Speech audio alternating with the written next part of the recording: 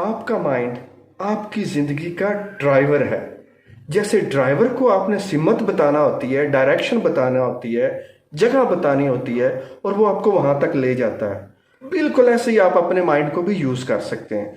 आप अपने माइंड को ड्राइवर समझ लें, लेकिन मसला ये है कि आप उसको बताएं कैसे। उसको बताने के लिए कुछ ख़ास तरीके हैं जिससे आप अपने माइंड को बता सकते हैं कि आप कहाँ जाना चाहते हैं, आपकी गोल्स क्या हैं। माइंड को बताना कैसे है? जैसे कंप्यूटर की एक लैंग्वेज है, जब तक आप एंटर प्रेस नहीं करते, जब तक आप उसमें कोई डाटा फीड नहीं करते, वो आगे प्रोग्रेस नहीं करता, आगे नहीं जाता।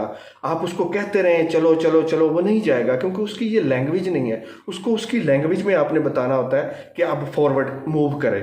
बिल्कुल इसी तरीके से जब आप माइंड को उसकी लैंग्वेज में समझाते हैं तो माइंड आपको रिजल्ट देता है।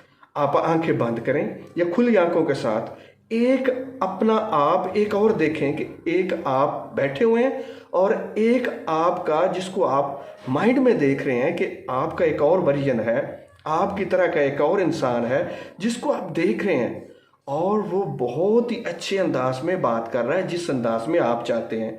उसकी ब्रीदिंग पैटर्न्स को नोट करें, उसके बात करने के अंदाज को नोट करें, उसके रवैये को नोट करें, उसकी डिटेल्स पे ऊपर तवज्जो रखें जितना ज़्यादा हो सके।